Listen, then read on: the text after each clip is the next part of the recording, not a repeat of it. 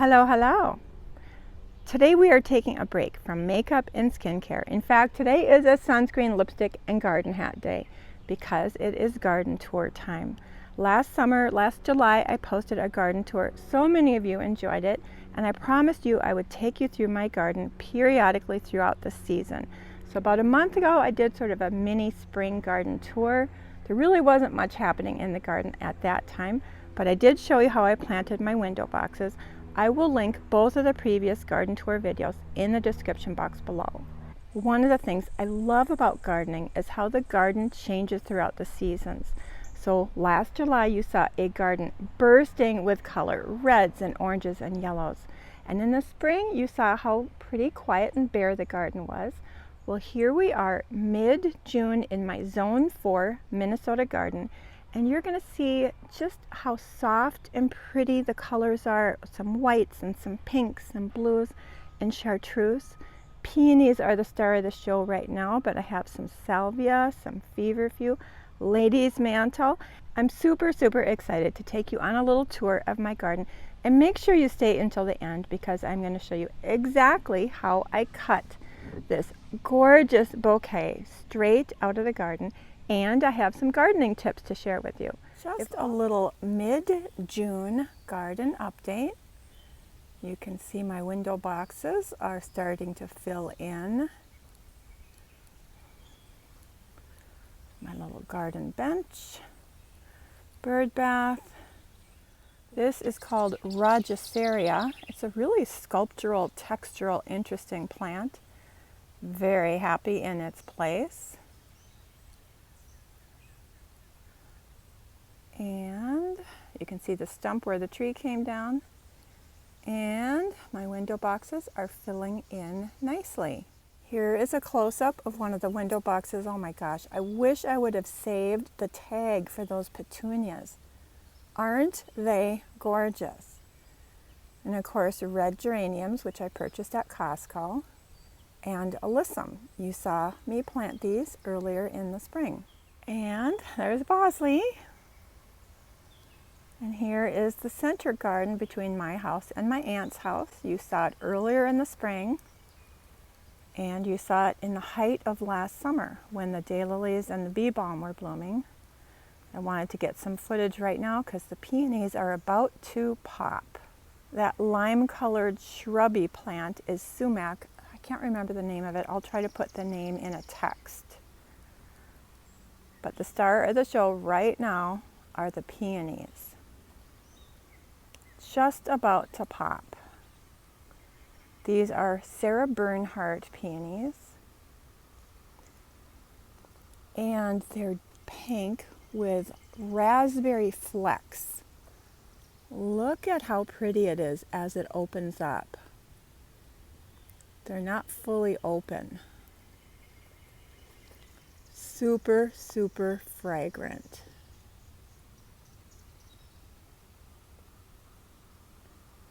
There's a white one in the background. A little salvia coming up. There's my aunt's house. And the tail end of the poppies, we had a bunch of orange poppies right there by the fence. I'll try to put a photograph. Those are almost done blooming as well. And here is a look at my house with the center garden. And my aunt's house. There's our potting shed, just for frame of reference. Also, this salvia is just starting to bloom. Look at the texture there, that lime green sumac next to the pink peony, and these purple salvia are just about to start blooming. Wanted to give you a little bit of a close-up of these white peonies. So gorgeous.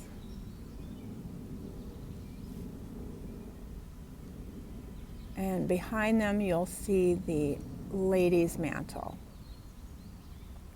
and some white feverfew.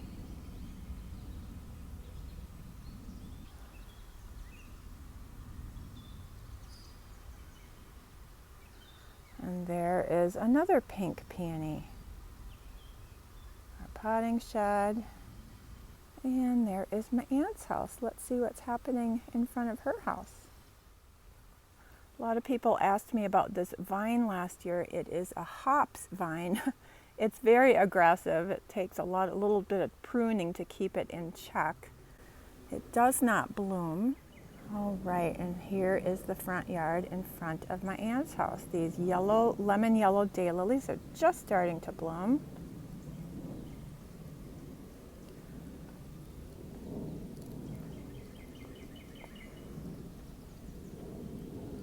I love these front gardens. There's some more ladies' mantle just starting to bloom.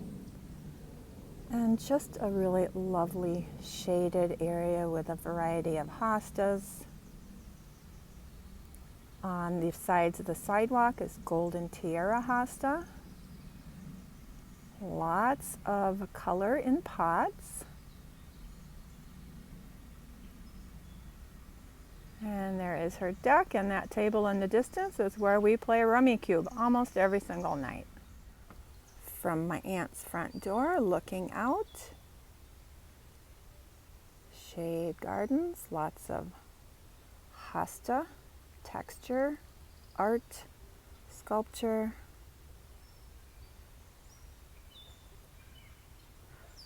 Like I said, that's golden tiara hosta lining the sidewalk.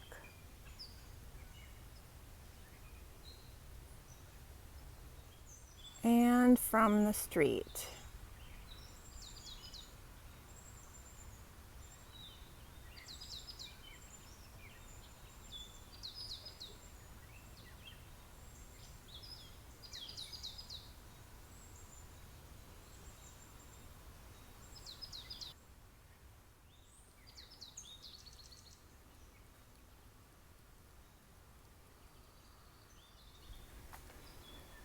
she has some herbs and some color here.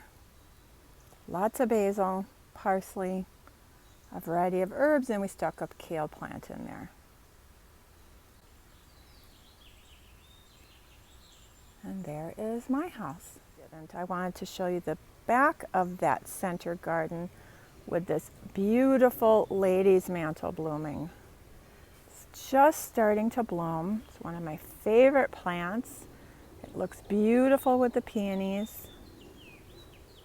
And I want to show you how the raindrops glisten like diamonds. And that lime green chartreuse bloom will get a little bit taller, and it makes beautiful, beautiful cut flowers in bouquets. You can see I love ladies' mantle. I put it everywhere. And there is our back garden with some very aged lawn chairs. I did give you a tour of this last year, so I'll just take a quick walk through to see how it looks earlier in the season. Anyway, these lime green hostas are so vibrant this time of the year. Makes such a nice contrast with the blue hosta. And that is the back.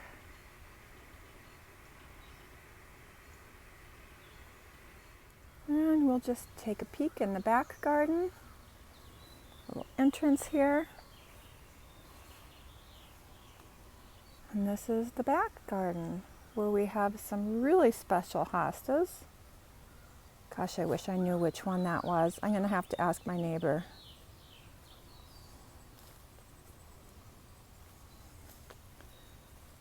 Another one of my very favorite hostas. That one is so beautiful. We love our hostas. Another antique chair. And in the distance you can see the stack of kayaks. Coming back up through the back path. We are losing our light a little bit. We are going to be getting a storm. I hope this footage shows up okay. But actually sometimes gardens are better photographed when there's no direct light. But it is getting a little dark, so I'm going to finish this little tour up.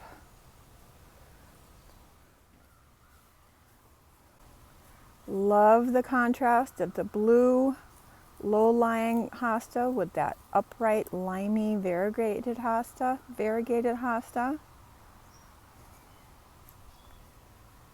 And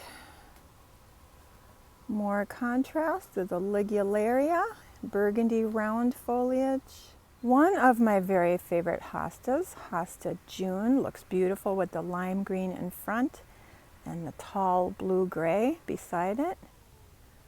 Love the powdery blue with the various colors of lime green and yellow. That is Hosta June. Hopefully I'm not overdosing you on hosta, but I just never get tired of looking at the different colors and textures. And let's go up this path. That big green one is a Sum and Substance, and these three, oh my gosh, I can't remember the name of them right now. I'll put it up on the screen in a text. Again, beautiful contrast and texture. And let's finish heading up this path. There's Bosley. Oh, look at that. So pretty.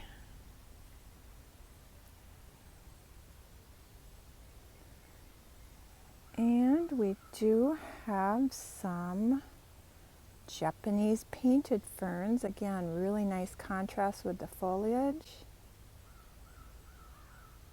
It's my house. That double window there is where I sit when I do my videos, so I always have a view of the bird feeders and the garden. One of my very favorite things to do is wake up in the morning, grab a vase of water, and head out to the garden and create a bouquet with whatever happens to be blooming. Here I am cutting the Sarah Bernhardt peonies. Super long lasting in bouquets and incredibly fragrant.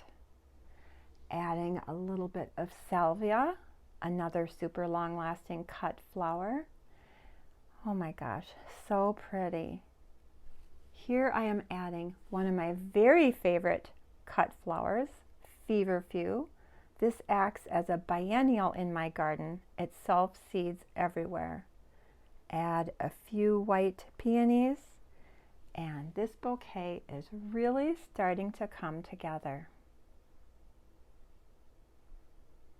One of my very favorite perennial plants and one of my very favorite cut flowers is Lady's Mantle. I just love the chartreuse, frothy, long-stemmed blooms, super vibrant, very long bloom period, and very long-lasting in bouquets. Look how fluffy and frothy and vibrant that is. It's going to be a perfect accent to the pink and the white and the blue bouquet. Yep, just throw it in there.